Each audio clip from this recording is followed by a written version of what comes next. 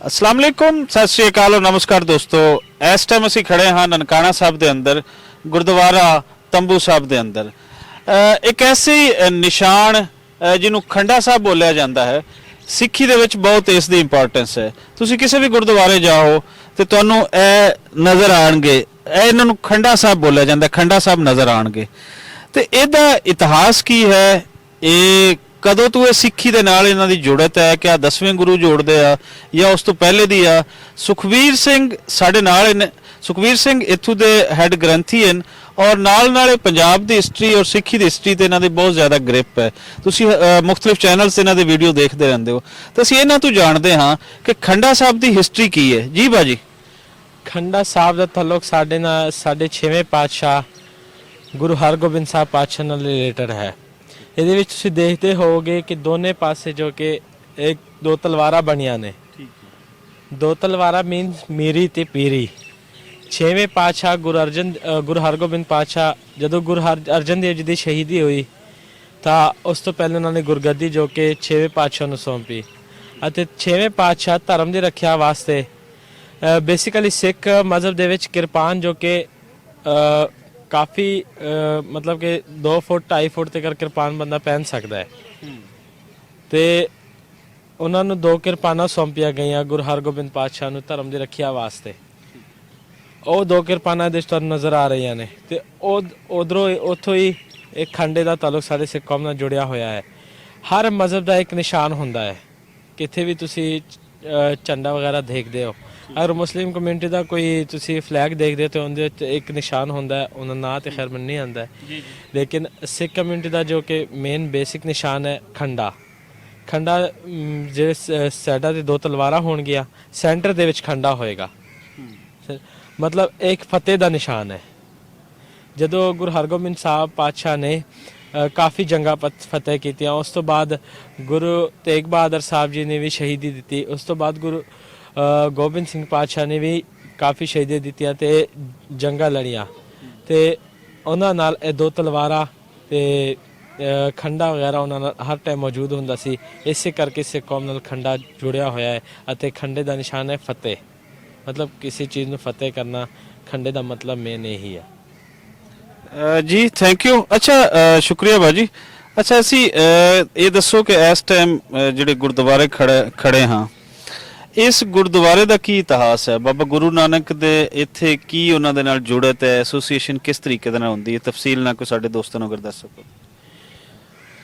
ਗੁਰੂ ਨਾਨਕ ਪਾਤਸ਼ਾਹ ਦੀ ਜਦੋਂ ਜਵਾਨੀ ਦੀ ਉਮਰ ਹੋ ਗਈ, ਜਵਾਨੀ 'ਚ ਹੋ ਗਏ ਤਾਂ ਉਹਨਾਂ ਦੇ ਪਿਤਾ ਜੀ ਮਹਿਤਾ ਕਲਿਆਣ ਦਾਸ ਜੀ ਨੇ ਉਹ ਸੋਚਿਆ ਕਿ ਹੁਣ ਉਹਨਾਂ ਦੀ ਜਿਹੜੀ ਉਮਰ ਹੈ ਉਹ ਕੰਮ ਕਰਦੀ ਹੈ ਤੇ ਉਹਨਾਂ ਨੂੰ 20 ਰੁਪਏ ਦਿੱਤੇ ਕੋਈ ਖਰਾ ਸੌਦਾ ਕਰਨ ਵਾਸਤੇ, ਕੋਈ ਕਾਰੋਬਾਰ ਕਰਨ ਵਾਸਤੇ। ਜਦੋਂ ਫਾਰੂਕਾਬਾਦ ਪਹੁੰਚੇ ਤਾਂ ਲੱਭਦੇ ਰਹੇ ਕੋਈ ਖਰਾ ਸੌਦਾ ਕਰਨਾ ਤੇ ਜਦੋਂ ਸੱਚਾ ਸੌਦਾ ਮੇਨ ਜਗ੍ਹਾ ਤੇ ਪਹੁੰਚੇ ਤਾਂ ਦੇਖਿਆ ਕਿ ਕਾਫੀ ਜਿਹੜੇ ਕਿ ਸਾਧੂ ਨੇ ਉਹ ਭੁੱਖੇ ਬੈਠੇ ਹਨ, ਉਹਨਾਂ ਕੋਲ ਲੰਗਰ ਪਾਣੀ ਨਹੀਂ ਹੈ, ਕਾਫੀ ਲੋੜਵੰਦ ਲੋਕ ਬੈਠੇ ਹਨ। ਤਾਂ ਗੁਰੂ ਨਾਨਕ ਪਾਤਸ਼ਾਹ ਨੇ ਸੋਚਿਆ ਕਿ ਪਰਮਾਤਮਾ ਨੂੰ ਰਾਜ਼ੀ ਕਰਨ ਵਾਸਤੇ ਇਹੀ ਇੱਕ ਖਰਾ ਸੌਦਾ, ਇਸ ਤੋਂ ਖਰਾ ਸੌਦਾ ਕੋਈ ਹੋ ਨਹੀਂ ਸਕਦਾ। ਇਸ ਕਰਕੇ ਫਿਰ ਉਹਨਾਂ ਨੇ ਉਹ 20 ਰੁਪਏ ਦਾ ਭੁੱਖੇ ਸਾਧੂਆਂ ਨੂੰ ਲੰਗਰ ਛਕਾਇਆ ਤੇ ਕਾਫੀ ਸਾਰਾ ਰਾਸ਼ਨ ਪਾਣੀ ਨਾਲ ਉਹਨਾਂ ਦੀ ਸੇਵਾ ਕੀਤੀ।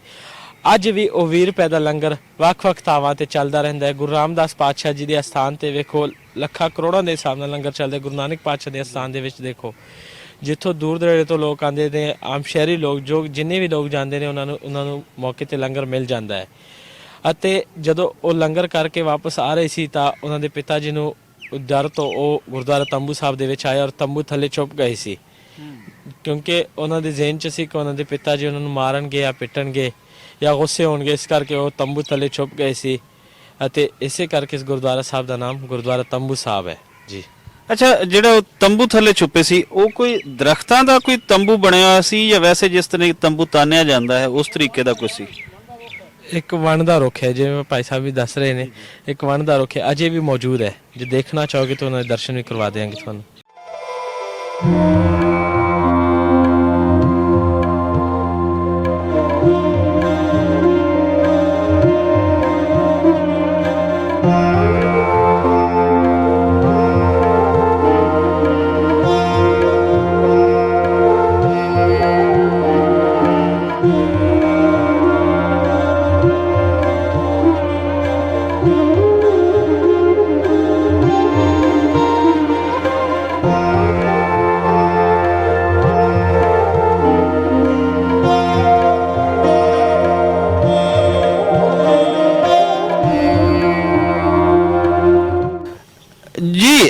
ਇਸ ਵੇਲੇ ਅਸੀਂ ਉਸ ਇਤਿਹਾਸਿਕ ਦਰਖਤ ਦੇ ਕੋਲ ਪਹੁੰਚ ਚੁੱਕੇ ਹਾਂ ਜਿੰਦਾ ਜ਼ਿਕਰ ਹੋ ਰਿਹਾ ਸੀ ਤੇ ਇਸ ਬਾਰੇ ਸੁਖਵੀਰ ਜੀ ਕੁਝ ਦੱਸਦੇ ਆ ਸਾਨੂੰ।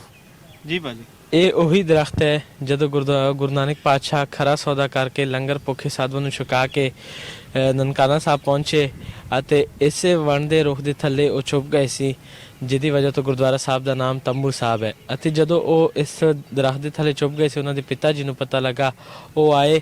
ਉਸ ਮੌਕੇ ਗੁਰੂ ਨਾਨਕ ਪਾਤਸ਼ਾਹ ਦੇ ਮੂੰਹ ਦੇ ਉੱਤੇ ਉਹਨਾਂ ਨੇ ਥੱਪੜ ਵੀ ਮਾਰਿਆ ਹੈ, ਕਿਉਂਕਿ ਉਹ ਸੋਚਦੇ ਸੀ ਕਿ ਉਹ ਪੈਸੇ ਤੁਸੀਂ ਜ਼ਾਇਆ ਕਰ ਲਏ। ਲੇਕਿਨ ਹਾਲਾਂਕਿ ਅੱਜ ਵੀ ਉਹ 20 ਰੁਪਏ ਦਾ ਲੰਗਰ ਕਰੋੜਾਂ ਅਰਬਾਂ ਦੇ ਹਿਸਾਬ ਨਾਲ ਹਰ ਗੁਰਦੁਆਰਾ ਸਾਹਿਬ ਦੇ ਵਿੱਚ ਚੱਲਦਾ ਰਹਿੰਦਾ ਹੈ ਤੇ ਉਹ ਸਾਡੇ ਸਿੱਖੀ ਨਾਲ ਜੁੜ ਗਿਆ ਹੈ। ਕਿਸੇ ਵੀ ਗੁਰਦੁਆਰਾ ਸਾਹਿਬ ਜਾਓ, ਉਹਨਾਂ ਦੇ ਵਿੱਚ 4 ਦਰਵਾਜ਼ੇ ਨੇ ਤੇ ਲੰਗਰ ਦਾ ਮਤਲਬ ਇਹ ਨਹੀਂ ਕਿ ਸਿਰਫ ਰੋਟੀ ਪਾਣੀ ਕਰਨਾ। ਅਗਰ ਕਿਤੇ ਵੀ ਤੁਸੀਂ ਇਹ ਨਿਸ਼ਾਨ ਸਾਹਿਬ ਦੇਖੋਗੇ, ਉਹਦਾ ਮਤਲਬ ਇਹ ਹੈ ਕਿ ਇੱਥੇ ਮੁਸਾਫਰ ਖਾਨਾ ਮੌਜੂਦ ਹੈ, ਇੱਥੇ ਦਵਾਖਾਨਾ ਮੌਜੂਦ ਹੈ, ਇੱਥੇ ਆਰਾਮਗਾਹ ਰਿਹਾਇਸ਼ ਖਾਨਾ ਮੌਜੂਦ ਹੈ, ਅਤੇ ਲੰਗਰ ਖਾਨਾ ਮੌਜੂਦ ਹੈ। ਹਰ ਤਰ੍ਹਾਂ ਦੀ ਫੈਸਿਲਿਟੀ ਜੋ ਕਿ ਸਿਰਫ ਗੁਰਦੁਆਰਾ ਸਾਹਿਬ ਦੇ ਵਿੱਚ ਮੌਜੂਦ ਹੁੰਦੀ ਹੈ, ਉਸ ਦਾ ਮਤਲਬ ਹੈ ਲੰਗਰ ਜਾਂ ਖਰਾ ਸੌਦਾ, ਜੋ ਕਿ ਗੁਰੂ ਨਾਨਕ ਪਾਤਸ਼ਾਹ ਦੀ ਮੁੱਢ ਤੋਂ ਹੀ ਜਾਰੀ ਹੈ ਤੇ ਅੱਜ ਵੀ ਉਹ ਕਾਇਮ ਹੈ। ਸ਼ੁਕਰੀਆ ਸੁਖਵੀਰ ਜੀ। ਬਾਬਾ ਨਾਨਕ ਦੇ ਬਾਪ ਜਿਹੜੇ ਸਨ ਉਹ ਬਾਪ ਬਣ ਕੇ ਦੇਖ ਰਹੇ ਸਨ, ਲੇਕਿਨ ਬਾਬਾ ਨਾਨਕ ਕੁਝ ਹੋਰ ਦੇਖ ਰਿਹਾ ਸੀ। ਇਹ ਥਾਵਾਂ ਇਹ ਸਾਰੀਆਂ ਉਸ ਚੀਜ਼ ਦੀਆਂ ਗਵਾਹ ਹਨ ਕਿ ਬਾਬਾ ਨਾਨਕ ਜੀ ਨੇ ਜਿੱਥੇ ਪੈਰ ਧਰੇ ਉਹ ਦੁਨੀਆ ਵਾਸਤੇ ਫਲਾਹ ਦਾ ਰਸਤਾ ਬਣਿਆ, ਉਹ ਦੁਨੀਆ ਵਾਸਤੇ ਚਾਨਣਾ ਔਰ ਆਪਸੀ ਭਾਈਚਾਰੇ ਦਾ ਰਸਤਾ ਬਣਿਆ।